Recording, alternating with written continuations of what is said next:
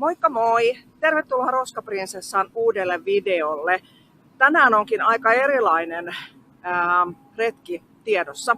Me ollaan nimittäin lähdössä Helsingin luonnonsuojeluyhdistyksen eli Helsyn retkelle Kopparnäsiin.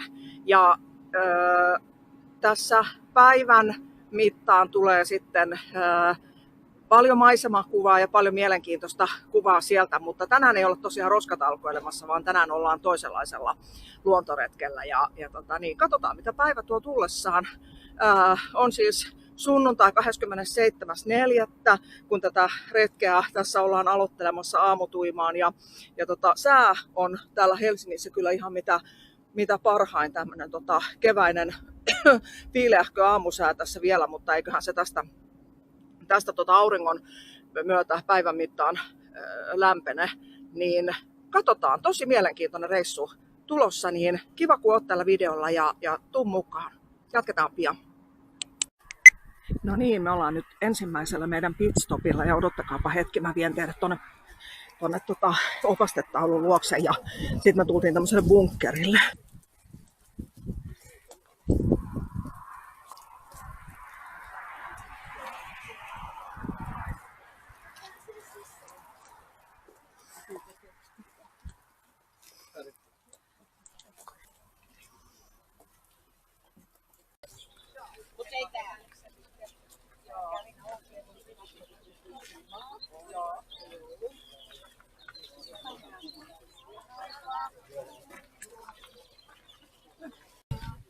No niin, me ollaan saavuttu tähän, voisiko tämä nyt sitten varsinaiselle etapille, mistä tämä meidän retki täällä alkaa. Ja tämän näköistä merimaisemaa on meillä täällä edessä.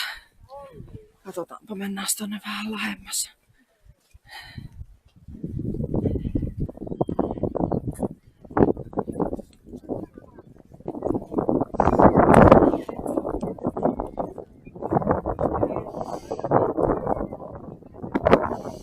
Tuulee jonkun verran nyt täällä, että aurinkoista, mutta vähän tämmönen vilakka sää on kyllä ja tuulee tosiaan.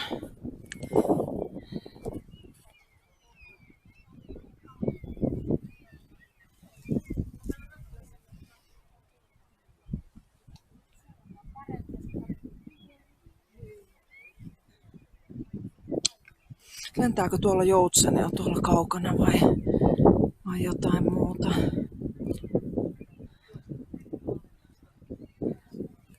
Tuolla, näettekö? Vaikea sanoa sen verran kaukana tuolla, että vois ne ollakin.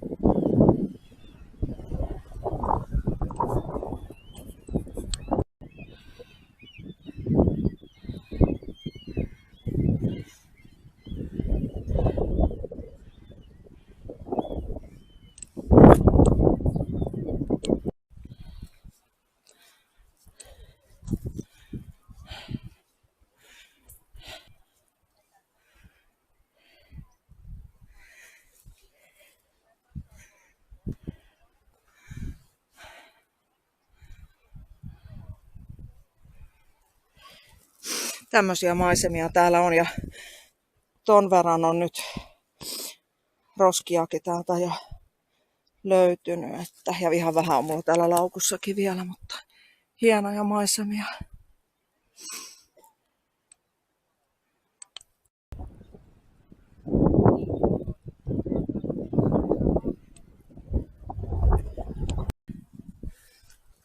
Merkki oli tuolla. Se on räjähtänyt.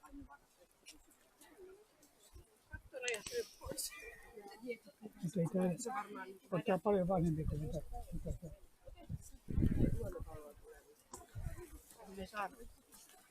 Tämä on paljon vanhempi kuin se sotaa. Niin se on kyllä saa oikeasti.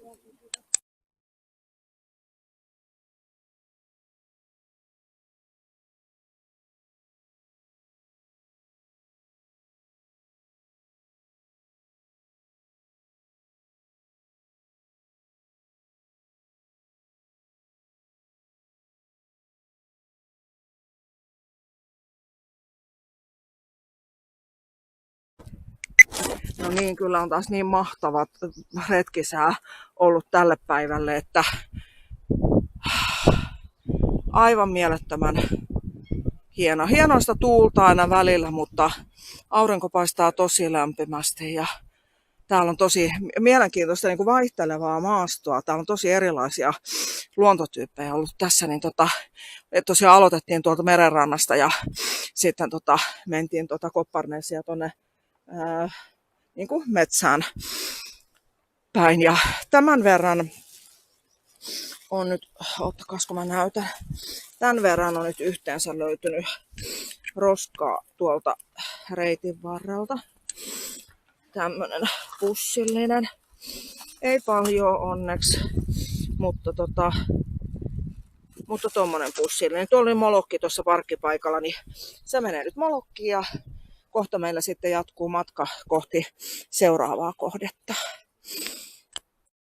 Pitää, koska 50 vuotta ja sitten mietittiin, että mitä sille tehdään, niin se yhdistettiin sitten loppupeleissä Inkoon kuntaan. Ja nyt tässä on tämmöinen mukava pikkuinen rypäs, eläväinen kylä ikään kuin. Ja tuossa on vasemmalla, mikä tämä nyt onkaan, hei sanotaan, Topmostin Topmost firma toi, mikä sen kundin nimi on sen Kisu Järnström, joo, just hyvä, kiitos. Juuri, se on tässä vasemmalla, toi kyläkauppa kahvila. Se on hänen putiikkinsa. Joo, katos. Semmoinen. Ja tässä pidetään kossujuhlia tai jotain kaiken maailman happeningia kesäaikana. Sitten tästä seuraavasta oikealle, kiitos. Ja sitten on ollut pankki täällä jo Aktia, paikallinen täällä siellä Uudella, mutta tietenkään se ei toimi enää, ei toimi kyllä Siuntiossakaan. Ja kirkko, se on nyt kohta tuossa vasemmalla. Sen erikoisuus on se, vaikka sitä nyt tästä ei huomaa, että sinne mennään itäpäädystä sisään ja alttari on länsipäädyssä. Ja se on, en tiedä kuinka monta niitä on tämmöisiä poikkeuksellisia kirkkoja ja se on tässä. Se on suht uusi, se on 1930. Kun ne on tämmöisiä sopivia isoja tiloja, niin nehän oli tämmöisiä seurojen taloja, voidaan sanoa näin. Hyvää toimitilaa. Eli teatteria, tanssia. Kirkkonummen kirkossa on ollut myös voimailusali ja siellä on ollut balettiesityksiä ja kaikkea muuta mukavaa, koska se on ristikirkko, siellä voidaan jakaa se tila mukavasti erilaisia toimintoja käsittämään. Ja kirkkojen perustehtävästä, niin mitäpä sitä muistelemaan, ja hautakivet, niin tässä Degerfön kirkossa kuin Kirkkonummen kirkossa niin lähimmät hautakivet niin ei löydy enää ehjänä niitä vanhoja kiviä. Toisia on löytynyt, nimittäin uusio käytöstä pystytty palauttamaan. Nehän on valmiiksi sahattua muotoa leikattua kiveä, jota voidaan käyttää, kun tehdään siltaa tai jotain suurempaa rakennusta, niin siitähän saadaan tämmöinen apukivi sinne. Ja tämä on ollut tietenkin surettanut ja niitä on sitten löytynyt esimerkiksi Siuntiossa on yhden joen yli menevän sillan pielessä on niitä kiviä. No niin, me ollaan edetty nyt tänne Siuntion hotelliin ja ollaan ryhtymässä syömään. Alkupalat on, tai salaatit jo lautaselle ja oikein hyvältä näyttää, lämmintä leipää ja muuta. Että näissä tunnelmissa edetään nyt tässä paidassa. Nam nam. Nyt me ollaan matkalla kohti seuraavaa kohdetta. Me ollaan tämmöisessä paikassa. Suitia, eli suitia suomeksi ja på svenska svidia.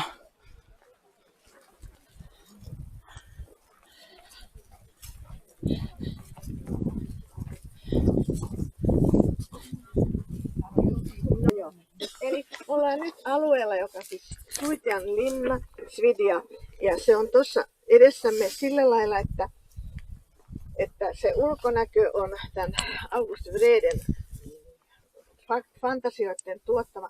Tuossa itse, kun mennään sinne, niin siellä ikkunassa saa hyvinkin kurkkia, se on täysin tyhjä. Mutta kiivetä ei saa mihinkään. Onko se myytävänä? Sitäkin se on. Muutama miljoona. Ja 20. Täytyy vaan toivoa sitä loppua. Joo, sitä voi. On mahdollista siis ostaa vain linna ja parikymmentä hehtaaria, tai sitten tietenkin helahoito mahdollisesti. Mutta se on miljoonissa. Ja tuossa kun mä olin jossakin sanon tämän sanan herliä, niin siis on ollut sillä tavalla, että sitten yliopiston jälkeen, kun se lopetti täällä 2006 lopussa, niin 2007 se vuokrattiin 10 vuodeksi. Seison jännittyneenä, kun tämä on korvalliset tässä jotenkin. Tuonne viereisen Gorskulan tilan henkilöille, eli Renbergin perheelle. Ja täällä jatkui siis, täällä oli ollut lypsykarjaa, siis monenlaista karjaa, mutta myös lypsykarjaa. Ja sitten kun Gorskula otti tästä niin vastuun, niin täällä oli tämmöistä lihakarjaa, pelkkää lihakarjaa. Okei, omaisuutena tämä. Ja tilanne on se, että täällä ei tapahdu mitään. Täällä ei tapahdu yhtään mitään. Et sen, jos on vuokralaisia tuolla on, mutta tämä on upea, mahdoton. Siis meillä on niin kuin hirveä potentiaali, mutta hirveän säälitilanne. No toi rakennuksessa itsessään, niin se on, siis toi on paritupa, täysholvattu paritupa tehty silloin, ja ykköskerros on, ja kellari ja ykköskerros on samalla täysholvatulla metrien paksuiset seinät. Se on aikanaan rakennettu niin kuin puolustuskäyttöön, ja siellä yhdessä reunassa me nähdäänkin sitten alkuperäiset ikkunan koko, joka on tämmöinen. Mutta sitten tämä kyseinen elimä, August Wrede teki siitä sen oman linnasysteeminsä ja siellä on sitten paneloitua seinää ja sen semmoista. Siis se on niin kuin muutti kokonaan kuvionsa. Yläkerta on tiilestä tehty 1700-luvulla ja silloin kun tämä oli täällä myös toimii Helsingin yliopiston täydennyskoulutuslaitos, niin silloin siellä on niin kuin kouluttajien huoneet ja se restauroitiin 1999-jotakin. Aivan upea. Siis niin ihanan näköinen se yläkerta. Kiva kertoa, mutta te ette pääse sisään. Hyvä, että me voidaan luvan kanssa olla täällä, koska sekin piti molemmilta veljeksiltä kysyä. Toiselta kysyin näin ja toiselle kirjoitin, että voidaanko me saada tulla tänne. Mä katson, ettei ne tee mitään pahaa. Mutta kattokaa sen miten mahtavia maisemia. Ihan mielettömät maisemat. Me käveltiin äsken tosi jyrkkä mäki, siis todella jyrkkä rinne tänne. Ja täällä on tämmöisiä pronssikautisia hautaröykkiöitä, näytän ne kohta. Mutta tästä näkyy, miten korkean mäen päälle me käveltiin.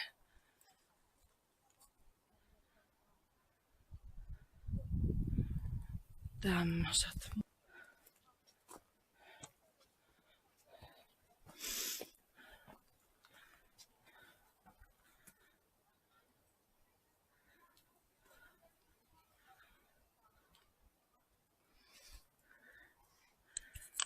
Huikeeta.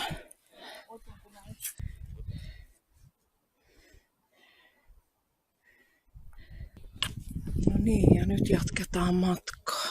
Miltäs puolelta me päästään tonne? Katsotaan, olisiko se täältä puolelta. Täällä on tämmöistä tämän näköistä metsämaisemaa. Tossa on tosiaan nämä pronssikautiset hautaröykkiöt. Olemme siis huikeiden historiallisten esiintymien äärellä tässä.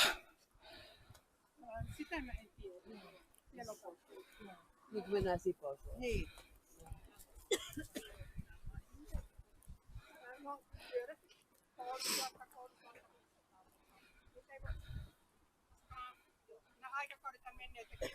Tuolla näkyy tuo kirkon katto. Tuolla. Ja pronssihan ei ole hyvä ollut aseessa, koska se on semmoista pehmoista. Todennäköisesti käytetty vielä kyllä kivipautisia nuolia, mitä tehtiin niin kuin tuotiin Tanskasta ja Viroseudista. Mutta katsokaa miten korkealla ollaan.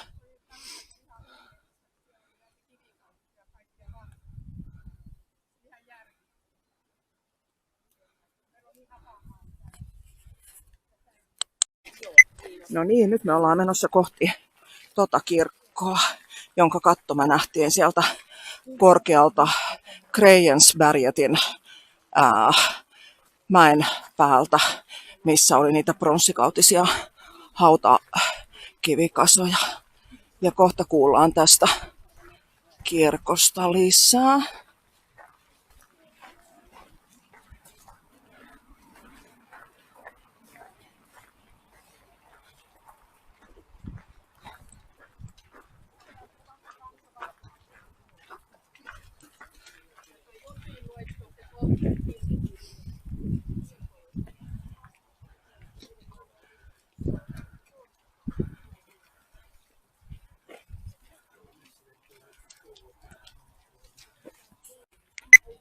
No niin, me ollaan nyt tämmöisellä kohteella. Jos oikein kuulen, niin tämä olisi joku Sundbyn linna, jotakin sinne päin.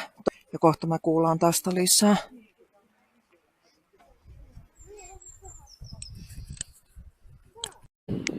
No niin, nyt me ollaan meidän päivän viimeisessä kohteessa tämmöisessä Fanjunkars-nimisessä paikassa. Ja enpä nyt vielä osaa tästä sen enempää kertoa, mutta se varmaan selvinnee. Eli ton näköinen talo. No niin, mäpä kerron tästä Fanjunkarsista nyt vielä tästä talosta lisää. Eli täällä itse asiassa Aleksis Kivi on asunut täällä ja esite sanoo näin, että kansalliskirjailijamme Aleksis Kivi asui Siuntiossa sijaitsevassa Fanjunkarsin torpassa Charlotte Lönnqvistin luona vuosina 1864-1871. Katsotaanpa, oliko tässä esitteessä nyt sitten muuta. No tässä sanotaan, mamselli Charlotte antoi Kivelle kodin ja työrauhan. Fanjunkarsissa Kivi kirjoittikin koko tuotantonsa pääosin muun muassa 7 veljestä. Eli ollaan muuten aika merkittävän talon edessä. Wow, mahtavaa. Mutta täällä on aika viileätä nyt ja nyt mä lähden tuonne sisään katselemaan, että saadaanko me kahvia siellä. Ja tämän näköinen tämä torppa on. Alapäästä 3 vuotta, kun hän on ollut Siuntiossa, mutta ei asunut tässä. Nimittäin hänen veljensä Juhani oli tullut Purnukseen tilanhoitajaksi silloin. Ja siellä hän on ollut esimerkiksi silloin, kun hän oli kirjoittanut ylioppilaaksi Kirkkonummen Ingvaldsbyssä ylioppilasleipokossa vuonna 1957. Eli sieltä saakka on tämmöistä. Ja se, että miten ihmeessä Aleksis Kivi ja Siuntio liittyy toisiinsa. Nurmijärvellä syntynyt mies, Tuusulaa tuopattu, opiskellut Helsingissä. Miten ihmeessä Siuntio? No ensin siis se, että hänet 12-vuotiaana lähetettiin sieltä Nurmijärveltä Helsinkiin opintielle, koska todettiin, että kundilla on päätä. Opiskelu ja tämmöinen niin kuin oppikoulu oli siihen aikaan på svenska. Ja silloin hän joutui vaihtamaan sen äidinkielensä 12-vuotiaasta opiskelemaan ruotsinkielinen yliopistoja kuin samalla lailla på svenska. Ja vähitellen hänestä tuli taitava ruotsin kielen käyttäjä, yhtä taitava sanovat nämä kirjallisuuden ammattihenkilöt, että hän olisi voinut olla ruotsin kielellä yhtä hyvä kirjailija kuin suomeksi, että hän oli kielin ero ilmeisesti. No niin, mä tulin vielä sen verran jatkamaan tähän, eli itse asiassa annoin tuossa aikaisemmin virheellistä tietoa. Tämä on uudisrakennus. Vuonna tai siis sodan aikana tämän alkuperäisen torpan ja ihan kivijalkaa myöten ja purkanut sen. Ja tässä esitteessä itse asiassa sanottiinkin, että neiti Maria Lebel Myranssin kartanosta laittoi 1944 torpan, missä todettiin kirjailija Aleksis Kivenasuonen torpassa ja toivottiin rakennusta kohdeltaisiin hyvin, joka tästä syystä torpan kivijalkaa myöten. Ja nyt tämä on sitten 2000-luvulla niin tämä uudisrakennus tähän tilalle mykattu, eli rakennettu ja näin, että tämä on uudisrakennus. Mutta maaperä nyt kuitenkin tässä on semmoinen, eli ollaan ihan kuitenkin näillä aidoilla oikeilla huudeilla niin sanotusti, että tässä se alkuperäinenkin rakennus on kuitenkin sijainnut, niin tämmöinen korjaus tähän.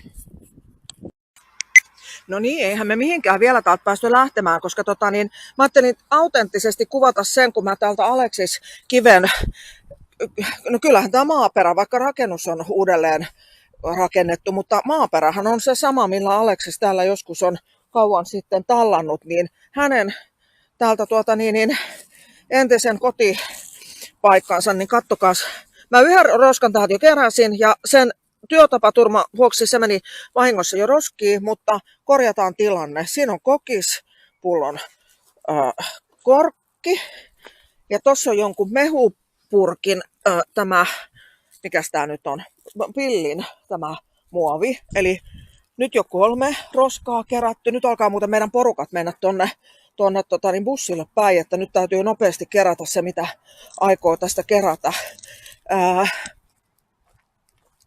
Täällä on tämän näköistä huudia, mutta mä oon nyt jo näihin 2 ihan tyytyväinen, koska se 1 meni vahingossa roskikseen, niin 2 mulla tässä nyt jo on. Eli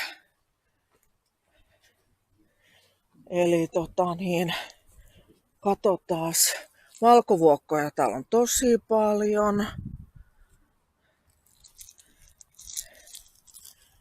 Ja olisiko se nyt näihin 2? Hei, tuolla on 1. Nyt mä näen. Täältä saadaan 3 vielä. Kattokaa täällä. Kokenut haukan silmä. Täältä pongas vielä 1. Tää on joku jätski.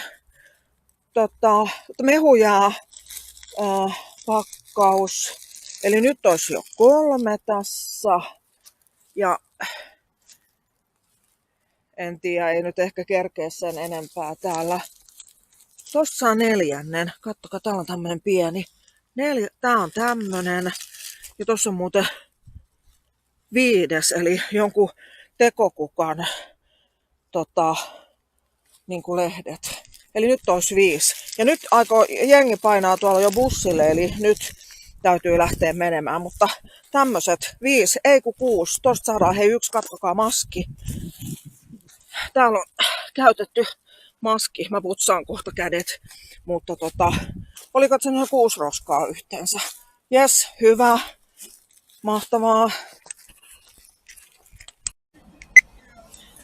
No niin, meillä on nyt pitkä retkipäivä päätöksessä ja on palattu tänne Kiasman luokse. Ja, tosi pitkä, monipuolinen, monikohteinen päivä oli. Taas tuli käytyä vaikka missä uusissa paikoissa ja nähtyä uusia maisemia, opittua vaikka mitä. Todella mielenkiintoinen päivä. Ja tosiaan tämä oli Helsingin luonnonsuojeluyhdistyksen järjestämä retki. Eli jos tämmöinen retki osallistuminen kiinnostaa, niin kannattaa ehdottomasti käydä tsekkaamassa Helsingin luonnonsuojeluyhdistyksen nettisivuilta tapahtumakalenterista, että minkälaisia retkiä ja tapahtumia ja reissuja on tulossa seuraavaksi. Näitä on ihan jatkuvasti, niin kannattaa sieltä käydä tutkimassa. Aivan mahtavia retkiä ja reissuja. Ja joo, ei kai tässä muuta. Väsyneet, mutta onnelliset suuntaan nyt kotia. koot ja ota kanava tilaukseen ja kaikki somekanavat tilaukseen ja tykkää ja paina kellonkuvat ja tee kaikkea mahdollista ja nähdään seuraavalla videolla. Kiitos kun katsoit tämän videon ja ei muuta kuin näihin kuviin ja näihin sunnuntai-alkuillan tunnelmiin, niin Roskaprinsessa kiittää ja kuittaa. Moikka moi!